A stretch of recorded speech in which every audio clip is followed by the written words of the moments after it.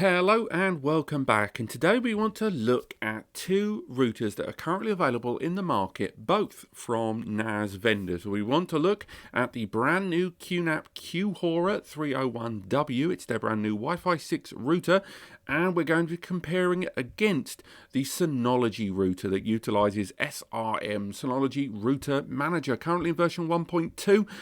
This system is one that's been around for a while. The Synology router range has been around, I'd say, for about 3 years, give or take, and it has had several versions in its family, from the RT1900 and RT2600 AC standalone routers to their mesh range of devices. Now, it should be worth highlighting straight away that Synology have been in this game longer, and throughout this software comparison, you're definitely going to see a lot of that. This is now their second generation of routers, and with QNAP, this is their first generation of routers. And although the QNAP router does seemingly arrive with a great deal more hardware, we're supporting things like Wi-Fi 6, their own SD-WAN first-party software, QUWAN, and their system arriving with 10 GBE on board in the hardware department, all things that I think give a great deal of hardware advantages to them.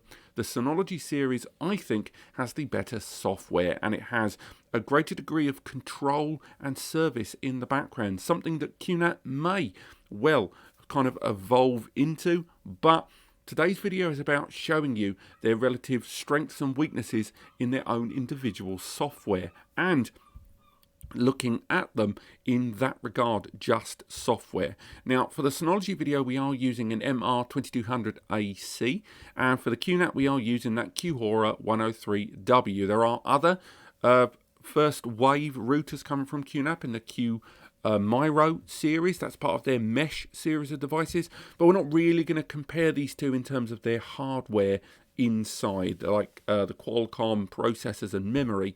We're looking at the software attributes in this video.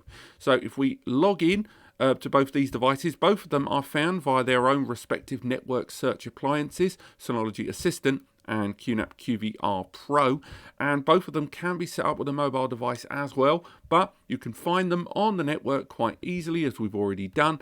And it's worth highlighting that the Synology router is being accessed via a LAN connection. We're connecting to that with a network cable directly into the Synology router, and the QNAP QHora router we are connecting to over Wi-Fi 6. So it's worth highlighting that both of these devices theoretically are kind of matched here, because the Wi-Fi 6 connection we've got at the moment, I'm around about 4 or 5 meters away from the device, is still giving us in excess of 100 megs, as we have seen from previous testing. So this is quite an even playing field in terms of performance, but there may be conflict there throughout the video where you might see performance dips, and I'll try and highlight those as they happen. I'm also recording this on OBS, and as you can see, the sound there and the recording in the background may play its part. I'm quite close to the mic right now, and this is being recorded during a period of isolation and lockdown for obvious reasons in 2020.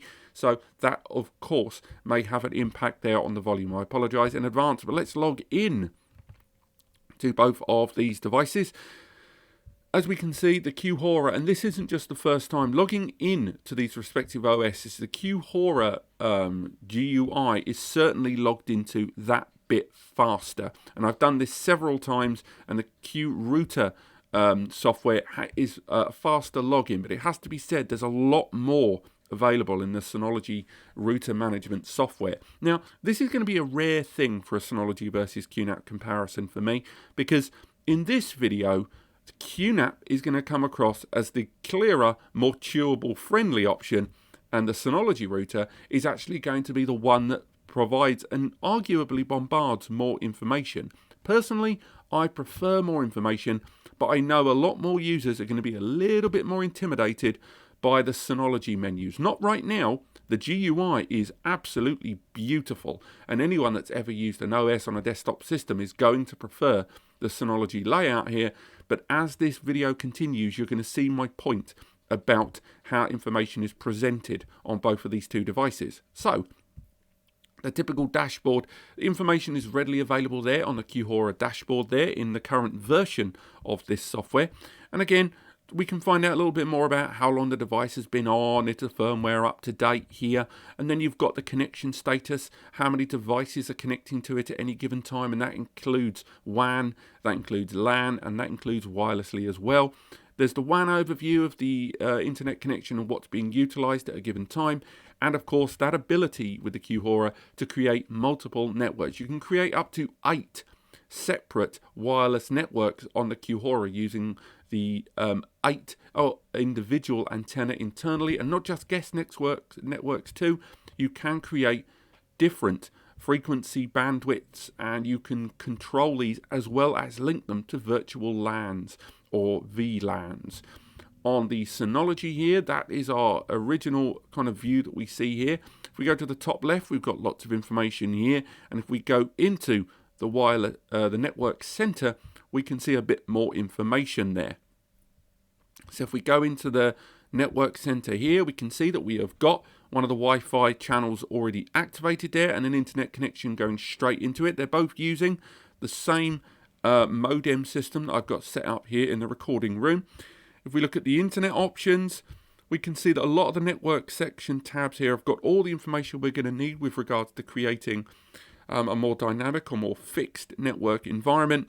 And of course, you can set up your WAN or if you're going to be utilizing a pass-through or any of the different variations of the way people utilize a lot of these new modern grade prosumer routers. Both of these devices can be accessed remotely. It's worth highlighting.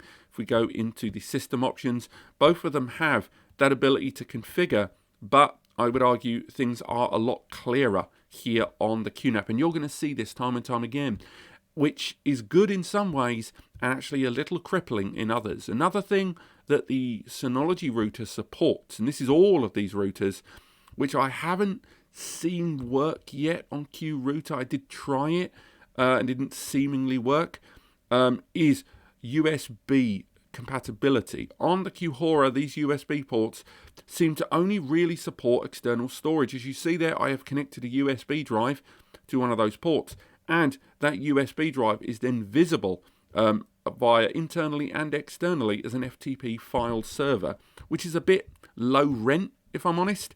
If you try to go into it and you wanted to see that, you have to log in with the login credentials, and then what you're met with is the breakdown, as you would see, from a kind of breadcrumb style of files. And right there, it's going to log into that FTP server, and then we can see there that you can access the USB stick, but in a very dull index fashion, and it's not the quickest either. Now on the Synology, you have file access in a far more traditional manner. You can even use Synology's own DS file application to browse files on there, something that's not really supported locally on Chrome on QRouter, but you can use the QNAP QFile app in order to see those files. But what you've also got is the ability to connect 3 and 4G SIM dongles to the Synology router and use that internet connection in conjunction with Synology Router Manager. Now, testing I did a great deal of time ago showed that even if I connected a mobile phone with its own hotspot and pass-through, I could connect a mobile phone, at the time it was the Pixel XL2, to the Synology, and it allowed my phone's internet to be used with the router, which was quite impressive. Now, there are lots of configuration and controls with regard to the port and connections. On the right hand side of the screen there, if we have a look at the network tab and we look at individual ports, we can see things are a lot more graphical. On the QNAP there, we've got the graphic of the system, and it identifies which of the ports are LAN or WAN, what the speed, what the port type, and therefore port connection with what we're connecting it to. I'm connecting at this point this port here to a 1 gigabit Ethernet NAS, and it has recognized it, and we can do some stuff as well. We can do some trunking too, but we of course have to create a virtual LAN in advance in order to do that. Also, the configuration of changing the QHora router to take advantage of 10G WANs. For those of you that are lucky enough to have that kind of network infrastructure with a wide area network of 10G and those higher speed internets being delivered, as well as to take advantage of it in an SD-WAN business environment, flicking between them is incredibly easy, and flicking between those different network interfaces and different configurations automatically. Now, things are a little different on the Synology. Things aren't still as chewable or user-friendly. The options are still within this one network center window, but whether you're looking at wireless area networks or if you're looking at LAN and more, things just seem a lot clearer on the QNAP in terms of the UI. And I'm quite surprised that Synology haven't used a lot of their more familiar glossy, slick, and almost Apple-esque design qualities here on the Synology router with SRM 1.2. That said, there are a lot more areas of control and configuration built into the Synology router. The QNAP router here has that SD-WAN or QU-WAN component, which is arguably better, but a lot of the components of QU-WAN are available on the Synology. They're just not presented especially well, and it requires a little bit of a learning curve, something I never thought I'd really say about Synology software so much. QU-WAN is completely free. It is a completely subscription free service. You don't have to pay for it, and you can spread it across global networks with QWAN Orchestrator too. But at that point, that's when you're entering enterprise. Whereas with the Synology, a lot of those configuration options are already early doors. You can see here with the connections that are available to the Synology router, there's the wired desktop that I'm using right now. You can do a lot of configuration options to them. You can change a lot of the options to change their priority and edit their identity as well as the really good kind of family access and family labeling that Synology have included in SRM that's not present in the current version of QRouter.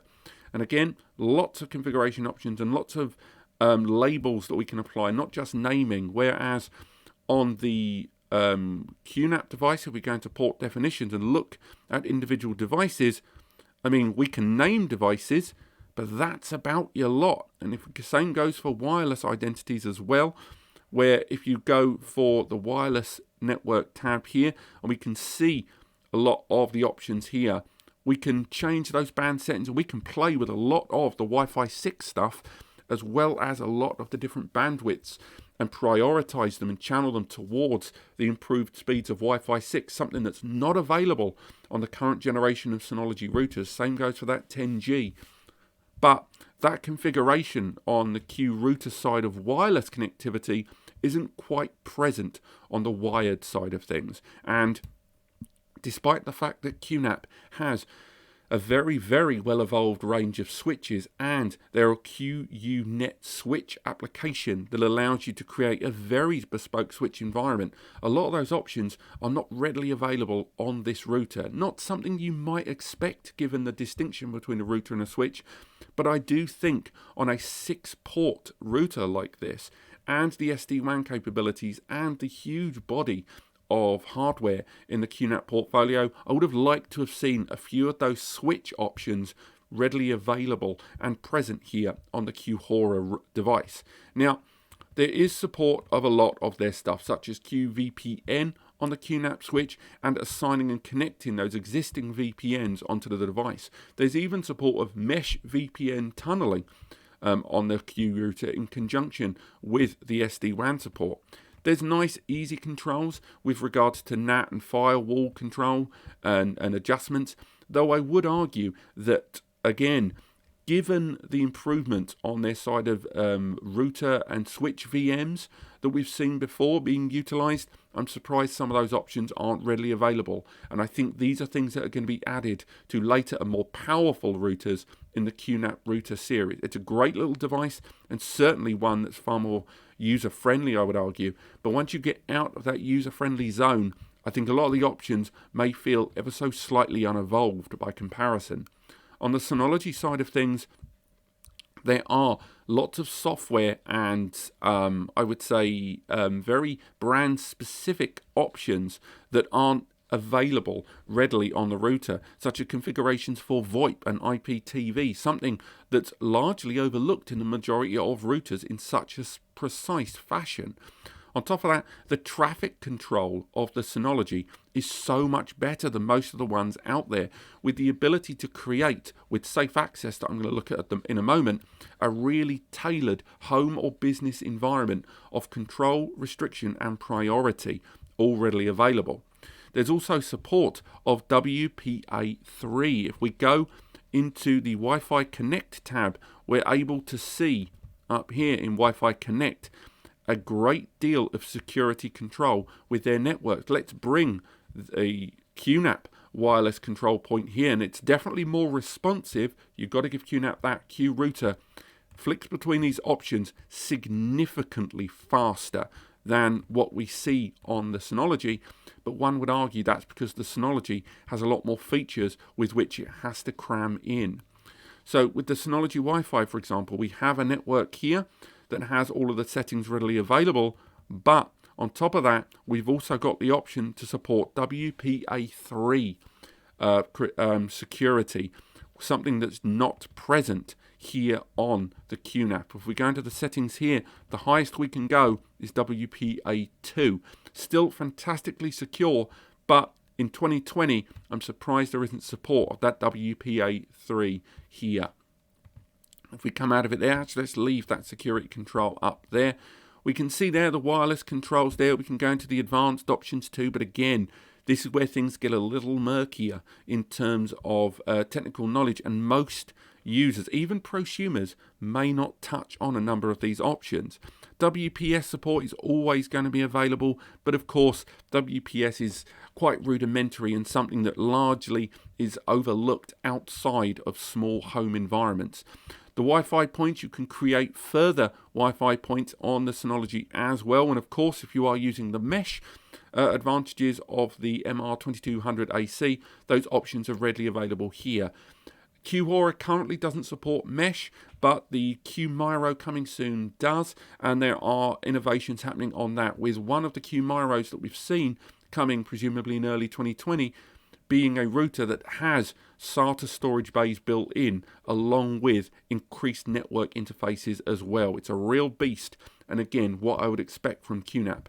The Synology side of things on SRM, we're still yet at the time of recording to see the next generation of Synology router, and I wouldn't be surprised if we start seeing either increased network connectivity with 10G WANs being introduced, but who knows, it's all guesswork. But I definitely think we're going to see a move towards AX Wi-Fi, Wi-Fi 6, or of course Wi-Fi 6E in early 2021. Guest networks as well, all those controls are there with all of the different access features. But what's the real show stealer on the Synology router is twofold. First and foremost, the package center. You can add services and add-ons throughout the life of your Synology router here, with download station, file access, safe access that we're going to look at in a moment, and more. There are lots of options readily available that aren't specifically available at this current stage of the QRouter development. And maybe these are things that will be added later, so do check the software later on if you're watching this video much later in 2021, because we are comparing the first generation of QNAP routers versus a family from Synology's router series that's a good 2.5-3 years into development, and it is arguably more evolved because of it. Now, if we open safe access, that is where I believe the real money is for the Synology router. Whether you're a home or business user, this is a real treat. So from here, you can create new profiles. You can create new users, and then those new users, such as family members, kids, or students in a learning center, or in a business environment, you've got employees. These individual users can have their identity created on here, and then those devices assigned to them. Then you can aggregate. So we'll come up with Robbie here. This user, we can then assign connected devices in the history of the device. So say we assign that device and that device. to this user, and again you can add devices on the fly later down the line, either way, and then these users can then have allotted access time given to them, and you can reward extra time or penalize those users with less time. You can also assign websites that these users are allowed to access in the connection via this router.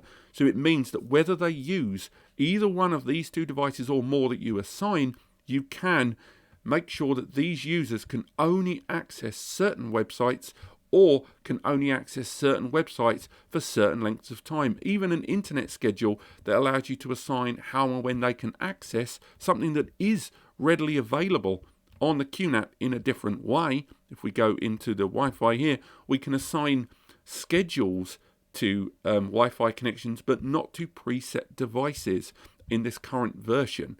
If we go into connected devices at the moment on the network, and we go for the LAN and we see connected stuff, we can go into them and find out a bit more information.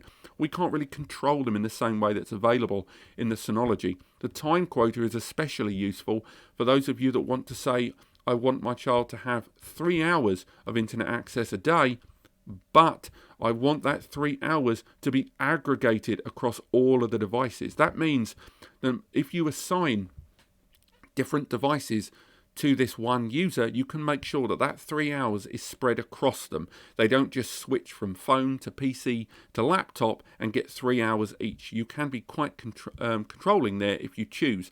On top of that, you can also pull statistical reports afterwards to see the behavior of connected users later on. And of course, you can enable Google Safe Search on this device, something that is available in the parental control tab here on the QNAP, but not to the same extent and control as you see here. You can enable parental control over the system, but not in such an analytical and precise fashion as you can on the Synology. And that's just another example of things being far more chewable and user-friendly on the QNAP, but things being arguably more detailed, but also more enabled here on the Synology. And again, a lot of that comes down long-term to how long Synology have been developing and spending on the R&D on this device comparatively over the time. And there, as you can see, the Activity Center as well, you can produce reports on those users, and you can also add and remove websites from safe access or rely on the Google safe access settings long-term to kind of pick and choose the right websites for your employees, your children, and your guests. And that's really it. I mean, all of these options can be accessed via mobile applications, desktop, very easily, both wirelessly and directly into the devices. The QNAP router system is impressive, and it is incredibly user-friendly, and it can be accessed remotely over the internet and the network, the same as the Synology. But with longer time in the game, Synology's R&D have paid off when looking at these two router softwares, and I do believe that they have the edge here in terms of their software long term because they put so much more into it.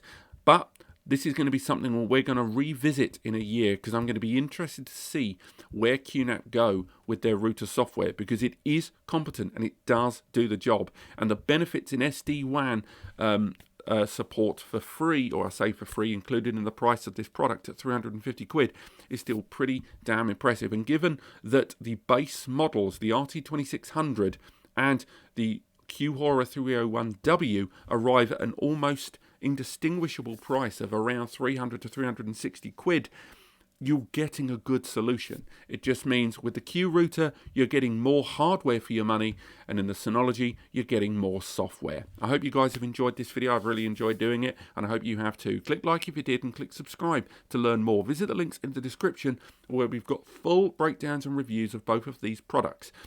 Do check them out, and of course, visit the guys at span.com to learn more. But otherwise, I will see you next time.